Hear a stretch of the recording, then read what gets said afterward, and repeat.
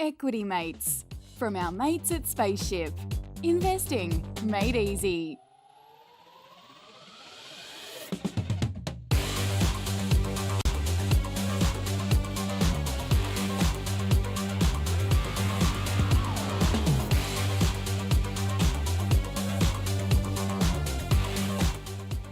Equity Mates, Thursday afternoon. Thanks for joining us. My name's Alec. As you can probably see, a little bit of a different camera angle to start today. For those not following along at home, it was Bryce's 30th yesterday, and we're just waiting for him to get on set and get mic'd up. A little bit of a slow start for him today. Rolled out of bed just a little while ago. Here he is, Bryce Lesky. Happy 30th. Thanks for joining us. Thanks, Ren. Pleasure to be here as always.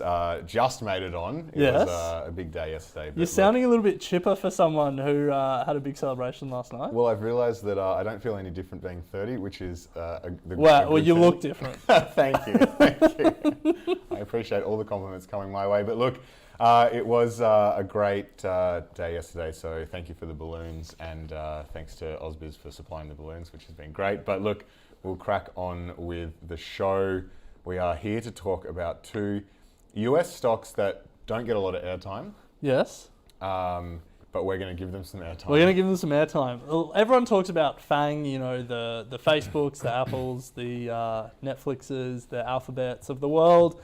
Rightly so. They're unbelievable companies. But there's this whole other tier of tech stocks in the US and globally that get us really excited. Like, they're amazing businesses, they're disrupting industries, they're doing incredible things, and they deserve a bit of respect. Yeah, so we're going to give respect today to Twillio, New York Stock Exchange. Its ticker is TWLO, and also Etsy, which, if you're in the arts and crafts game and looking to make a bit of cash during COVID or setting up a shop, we'll be talking about Etsy on the NASDAQ ETSY. Yeah, now when we were preparing for this episode, I put Etsy in the doc because it's had an incredible share price run, and you told me that you hate Etsy. I don't hate Etsy. I don't hate Etsy, but I just don't have any use for it. Right, okay, we'll save your opinions because we'll do Twilio first, and then stick around for Bryce's red hot take on Etsy. So let's start with Twilio. Let me start with a question for you, Bryce. Sure. Have you ever received a message from Uber saying your ride has arrived? Yes. Or no, hold on, let me finish. Received a text from an airline saying your flight is delayed. Received a text from a doctor or a dentist reminding you of an appointment. Had a delivery notification text from DHL or Australia Post. Went into the Uber app and called your driver. Now you can answer. Now I can answer. I have received all of those types of text messages or calls or notifications, yes. There you go. Well, you have Twilio to thank for all of that. Twilio'd. You've been Twilio. I'm getting the sense this is going to be a loose episode today. So Twilio, for people who are unfamiliar, is a company that enables developers to access the world's communications infrastructure through APIs. And the best way to understand what Twilio has done and what it's enabled developers around the world to do is to think about the world before Twilio and the world since Twilio. So, world before, if you were a startup, if you were a business and you wanted to build like a telecommunications aspect to your product, you'd have to hire a team of engineers, probably with a lot of telecommunications experience, and get them to work on bespoke like engineering challenges to integrate with each different telco network. So in Australia, you'd be working on Telstra, then you'd be working on Optus, then you'd be working on Vodafone, TPG, whoever has their own infrastructure and own network, you'd have to integrate with them all individually. Super laborious. Super laborious, super expensive, and also really stifling of innovation because it's a really big upfront cost, which a lot of startups couldn't afford and a lot of businesses wouldn't be willing to invest on a test. Yeah. And so Twilio comes along, sees a problem, and solves it. And so what they have done is that they have done all the integrations with all of these different telcos, and now a developer with a credit card can sign up and get the API, and with a couple of lines of code, integrate with the world's telecommunications infrastructure, and then send text from apps or enable in-app calls and a whole bunch of other things. Maybe Equity Mates should do it. We don't have an app. Do you have to have an app? Well, it would help. But I mean, we could send, if we had, so what you're saying really is if Equity Mates had the numbers for everyone in our community, Yep. we could get a developer to plug an API even into our website, and we could just start sending hot stock tips to our Equity Mates community. You could, yeah. Or just... ASIC would probably have a problem if you started sending hot stock tips to your community. But theoretically, that's what Twilio would allow Equity Mates to do. That You know all those spam messages we get? That's Kogan all the time. Yeah, it's either Twilio or a Twilio competitor. Yeah. Yeah. Yeah, so I can certainly see the value in Twilio for these businesses. Yeah, and the beauty of what Twilio enabled was incredibly low cost, I guess, test and learn for businesses. And they are usage-based pricing. It's fractions of a cent per text. And so you can really test something, see if it works, and scale it up if it works. Now, to give you an idea of the scale of Twilio, so it has a little over 200,000 customers, I think 208,000 customers at last count, but 10 million developers use Twilio. It's estimated there's 30 million developers in the world.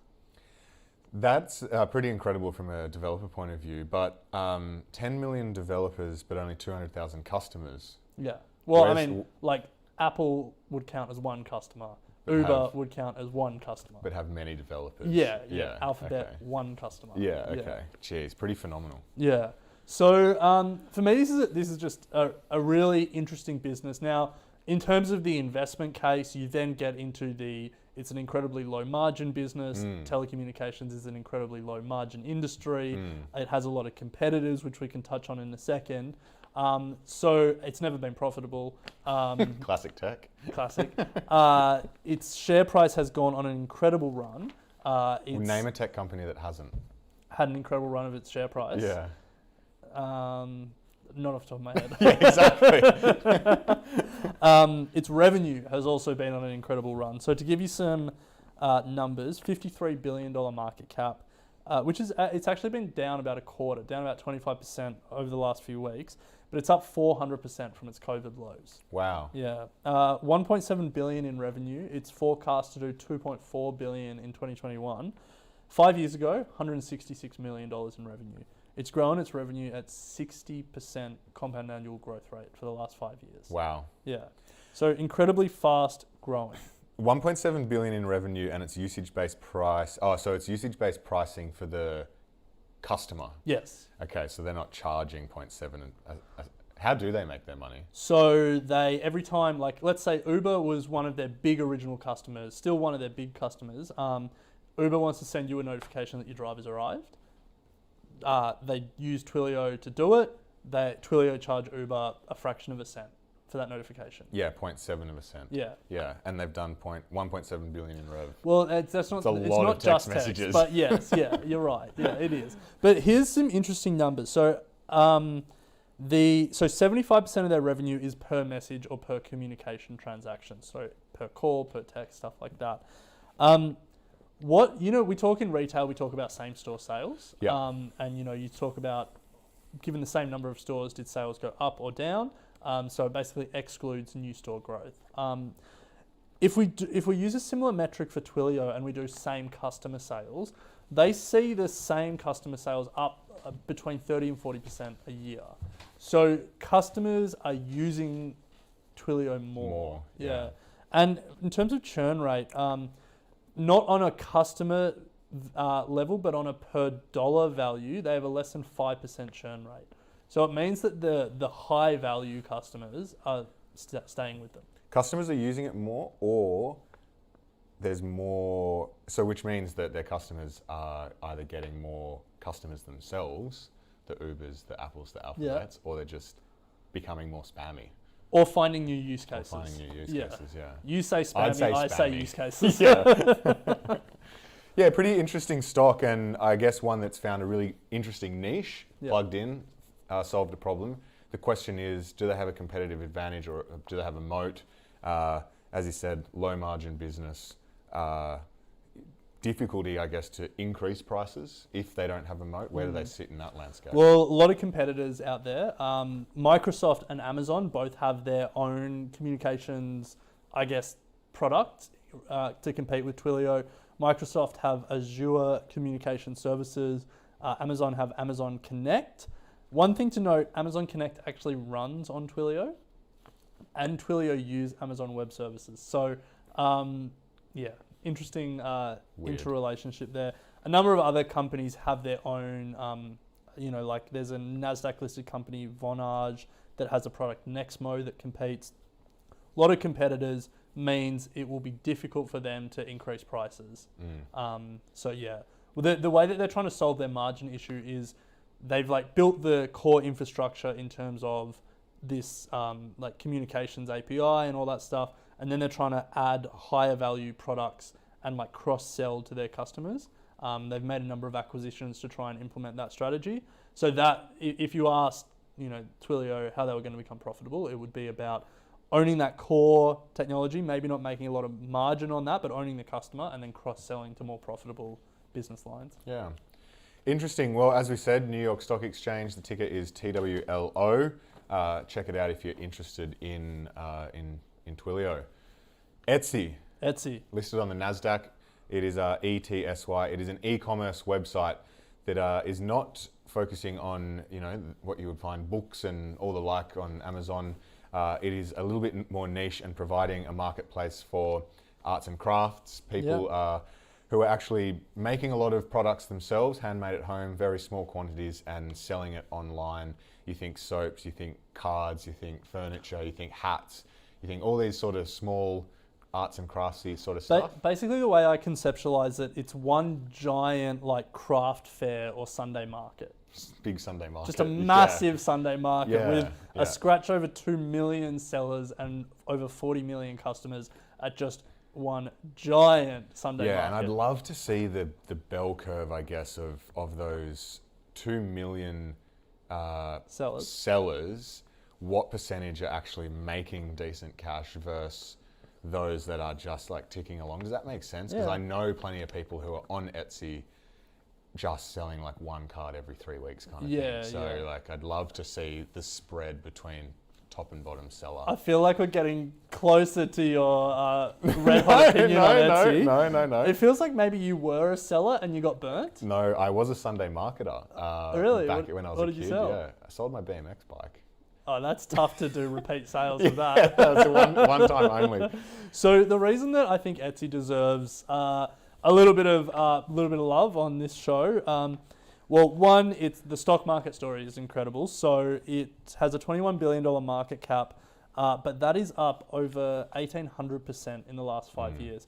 It was up as high as 2,400%, but it's come off a little bit lately. It's grown its revenue pretty meaningfully as well. 45% compound annual growth rate over the last 5 years. It more than doubled its revenue between 2019 and 2020. But for me, it is just an incredible scaling story.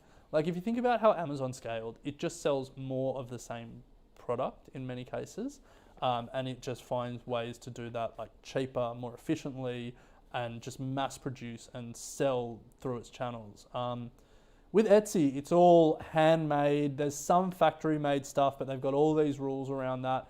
And so for me, it's just a fascinating story of how this two-sided marketplace was able to scale when it was doing non-commodity goods. It was doing bespoke and unique and handmade stuff. Again though, found a niche. There's definitely demand for this sort of stuff, and it's the people that want to go up against the likes of Amazon or whatever and provide that I guess more tailored product. But then on the flip side is everyone has an idea and wants to make a buck, and it's not that hard to go out and start making candles or whatever. And the amount of people, particularly during COVID... It's not that hard to start making candles, but there's a lot of people making candles. This is my thing with Etsy. It's anyway, maybe it's to do with the sellers on Etsy that I am question, because it's just really, are you think about what you're doing here and who you're competing against. But anyway, I'm not. No, about, no, no. I'm not- Please continue. No, but I'm not about to take. I'm not about to take that fight. Bryce But is- it's been pretty incredible since COVID. In December, they had 82 million buyers, which was up 77% on year before, and 4.4 million sellers, up 62%. So no doubt, people turned during COVID to a lot of this arts and crafts, and also let's support local.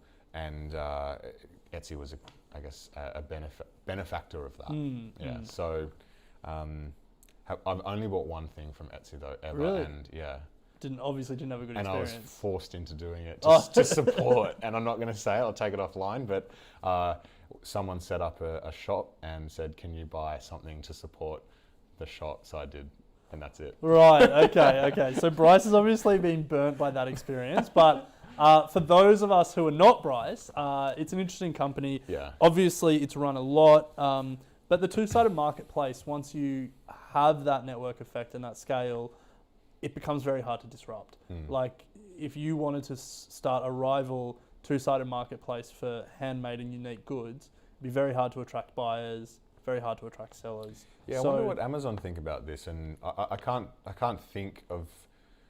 I don't think they offer the same sort of service in terms of set up your own shop in the way that Etsy let you.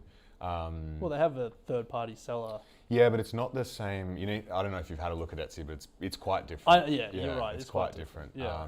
And so I wonder where Amazon see Etsy in terms of the competitive landscape and whether or not they're trying to crush them or not. Yeah, it feels like very different businesses. Yeah. Amazon's almost worth $1 trillion. Etsy's worth $20 billion. Yeah. See you later. Yeah. Anyway, that does sort of do us for time. Yes. But two companies that probably, obviously, a lot of people have heard of, but some maybe not. So we thought we would have a chat about it. Yeah. Brings us to the end of another episode. Big week here on Equity Mates. 30th. We had Watchlist Wednesday. It's been a really fun week. So thank you all for watching. Very much looking forward to tuning in again next week. And if you have a birthday message or you want to have a crack at Bryce for being late, you can contact us at contact@equitymates.com. You can hit us up on our website as well, www.equitymates.com. No one says www. Make sure you direct all criticism towards Bryce. Otherwise, we'll see you next week.